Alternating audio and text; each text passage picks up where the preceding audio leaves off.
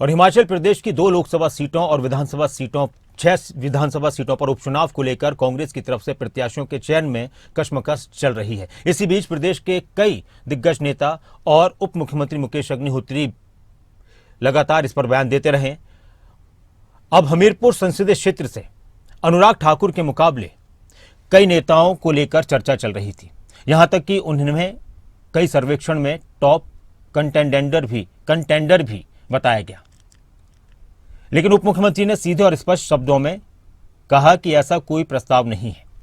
यानी मुकेश अग्निहोत्री का भी नाम चल रहा था कि हमीरपुर से उनको चुनाव लड़ाया जाए, लेकिन उन्होंने इसके लिए पार्टी का आभार जताया और साफ और स्पष्ट शब्दों में इससे इनकार कर दिया। डिप्टी सीएम मुकेश अग्निहोत्री ने अपने और अपनी बेटी आस्था अग्निहोत्री के चुनाव लड़ने से इनकार कर दिया। उन्होंने कहा कि उन्हें लोकसभा चुनाव लड़ने का कोई प्रस्ताव नहीं मिला है। उन्होंने कहा कि मेरी पारिवारिक स्थिति फिलहाल अनुकूल नहीं है, इसलिए मैं चुनाव नहीं लड़ सकता हूं। कांग्रेस पार्टी जल्द ही प्रत्याशियों के नामों की घोषणा करेगी। ये स्पष्ट है कि ना तो मुझे कोई चुनाव लड़ना है और ना ही मेरी बेटी को इस दफ़ा कोई चुनाव लड़ना है। और हर चीज़ राजनीति ही नहीं है। हर व्यक्ति के जिम्मेवारियां भी हैं और हर व्यक्ति के जीवन के दूसरे मकसद भी हैं। कौन साजिश कर रहा है, कौन षड्यंत्र कर रहा है, हम इन चीज़ों से ऊपर निकल चुके हैं। अब हमारी राजनीति इनसे ऊपर की है, इन मुद्दों से ऊपर की है।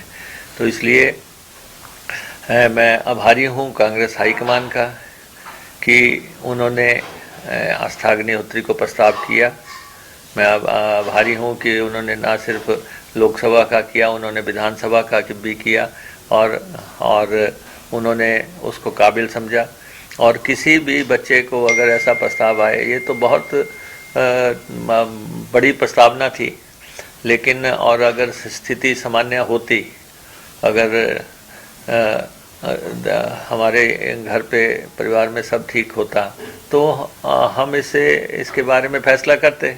आज तो हम जो है पारिवारिक तौर पे टूट चुके हैं। तो इसलिए हमने इस प्रस्ताव को दोनों हाथ जोड़ के इसमें असमर्थता जाहिर की थी।